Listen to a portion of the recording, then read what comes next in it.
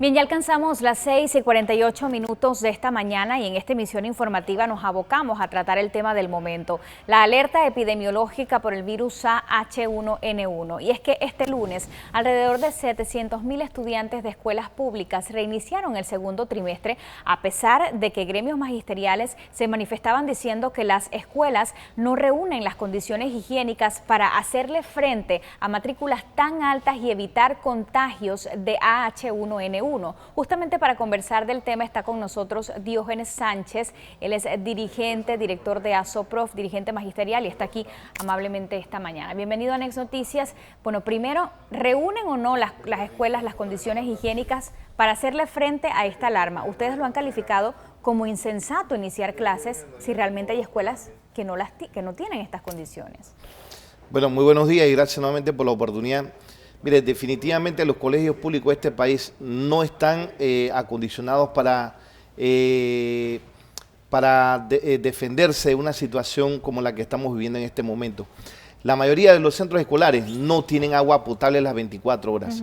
La mayoría de los baños y lavamanos que están en los centros escolares están destruidos. Entonces quiere decir que estamos en una situación de riesgo donde los muchachos acuden masivamente, por ejemplo, al recreo, van a la cafetería, ellos no toman las precauciones que la aglomeración puede propiciar focos de infección. Y realmente yo siento que el Meduca ha querido a contrapelo llevar una propuesta de extender, iniciar el año lectivo en el segundo trimestre cuando no existen las condiciones higiénicas de salud, porque ellos han dado una serie de recomendaciones, pero el Meduca no ha tomado ninguna medida. Por ejemplo, ir a los colegios a vacunar a los niños de preescolar, por ejemplo. No ha pasado. No han ido a los colegios a llevar por lo menos gel alcoholada a las escuelas para que los muchachos tengan gel alcoholada. Es decir, han dado recomendaciones, pero sin tomar ninguna medida para tratar de resolver la situación que se está presentando. Y esto es lo que ha causado que en algunos colegios del país, como por ejemplo la Pedro Pablo Sánchez, La Chorrera, o el colegio Cristóbal Adán Urriola en Arraiján, hayan suspendido las clases. Pero esto de manera independiente, es decir, no luego de una recomendación del Meduca. Efectivamente, es que en el Cristóbal Adán Urriola me comentan los compañeros que ahí no hay agua. Y entonces si una de las recomendaciones es lavarse las manos, ¿cómo te vas a lavar las manos si no hay agua? Es decir, que estas situaciones se presentan en colegios que estamos hablando que están en la ciudad. Ahora hablemos de colegios que están en las áreas más periféricas del país para que usted vea que las condiciones higiénicas realmente son de riesgo, y aquí estamos hablando de un problema de salud pública y donde las autoridades no han tomado ni medidas para tratar de evitar que las escuelas se conviertan en focos de contagio. Claro. Y por el contrario están mandando comunicados diciendo las clases se mantienen normales, no se pueden interrumpir las clases, sin tomar en cuenta el riesgo que puede provocar esta situación de aglomeración en los centros escolares. Estamos frente a una situación definitivamente delicada, ya van 18 defunciones. Yo le pregunto si en esta semana de receso las autoridades se tomaron, por ejemplo, las medidas de ir a las escuelas, verificar si tenían agua, verificar si tenían gel alcoholado, si contaban con las disposiciones para que los estudiantes volvieran. ¿Eso se hizo por lo menos en la semana de receso cuando ya el virus estaba atacando a Panamá?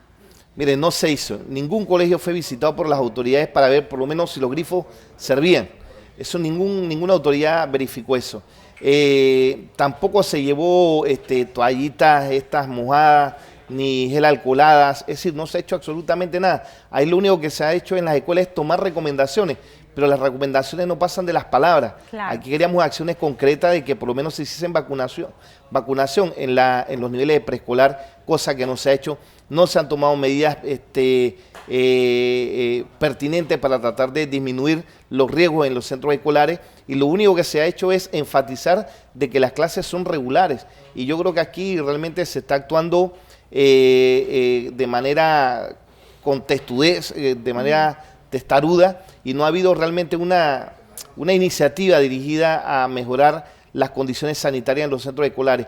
Las cafeterías, las tiendas, los kioscos escolares realmente son focos de infección, porque ahí los muchachos se aglomeran porque no hay espacio físico, y ahí los estudiantes cuando van a comprar van todos de manera generalizada, y esto me preocupa que de una epidemia esto pueda convertirse en una pandemia en el país por no tomar las precauciones. Yo creo que aquí las autoridades debieron actuar con mayor responsabilidad, actuar con mayor sensatez y no mantenerse en una posición de que las clases se mantienen aunque haya riesgo en los centros escolares. Ahora, yo le dejo con esta pregunta antes de pasar acá brevemente una vía telefónica, y es que el Meduca se escuda y dice, mientras el Ministerio de Salud no nos diga que tenemos que suspender las clases, nosotras no la vamos a suspender. Además que no se sabe si en ese periodo los estudiantes van a ser conscientes, los padres de familia van a ser conscientes y se van a mantener en casa en lugar de asistir a playas, cines o lugares donde definitivamente se van a conglomerar además. Lo dejo con esa pregunta porque es lo que dice el Meduca, Diógenes Sánchez, mientras el MINSA no nos pida que suspendamos clases, no lo vamos a hacer, vamos a perder mucho contenido, desde ahora aún no estamos en una epidemia. ¿Qué nos tiene que decir al respecto? Sí, mire, estoy preocupada en algo porque cuando yo leo el comunicado de prensa que saca el Ministerio de Educación, inclusive utiliza un lenguaje amenazante de que no se suspendan las clases. Sin embargo, nosotros estamos viendo que los educadores, los padres de familia han hecho encuestas con los estudiantes y la mayoría no se encuentra vacunada. Y la gente está tomando la decisión de suspender las clases. Y este fenómeno se va a ir replicando en otros colegios. Usted va a ver que eso va a ocurrir. ¿Cuántos hasta el momento usted contabiliza que han suspendido las clases? Mire, nosotros públicos tenemos entendido que hay 3. Ok, más estos 3 de particulares, creo que algunos colegios particulares también tomaron la decisión de suspender las clases. Pero me preocupa ese lenguaje amenazante. Aquí nosotros estamos hablando que estamos frente a un problema de salud pública. Aquí el Estado no ha tenido la capacidad de resolverle el problema al pueblo panameño y mucho menos en los centros escolares. Y lo que queremos decir es que las escuelas que no reúnan las condiciones, prevalece la salud, prevalece por la salud y el derecho a la vida por encima de cualquier otro derecho que se tenga. Entonces yo creo que aquí los centros escolares tendrán que hacer una evaluación de determinar cómo están los colegios, si tienen las condiciones, si tienen agua potable, si los lavamanos están funcionando, si les tienen jabón habilitado en las escuelas para poder lavarse las manos. Es decir, que tenemos que ver realmente la situación de cada colegio. ¿Temerían represalias por parte del Meduca si se siguen tomando estas disposiciones de cada colegio o por parte de los docentes de cada colegio? Bueno, mire, el comunicado es amenazante, pero una medida, una sanción por este tipo yo creo que sería absurdo, porque estamos hablando que es el derecho a la vida lo que se está protegiendo. Y entonces tomar una medida que trate de sancionar a un colegio o a unos educadores me parece que sería una medida desproporcionada y totalmente errática.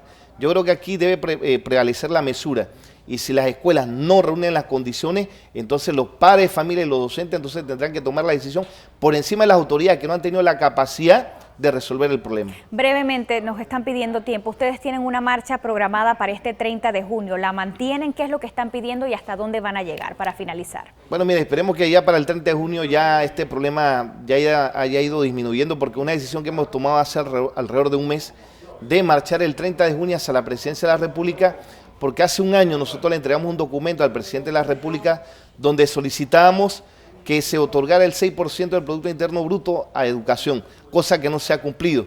Ya se va a discutir el presupuesto y no se han hecho los aumentos necesarios para poder resolver los problemas de las escuelas que se encuentran en estado ruinoso. El 90% de las escuelas no tienen una infraestructura adecuada y precisamente es porque no hay mantenimiento permanente durante todo el año.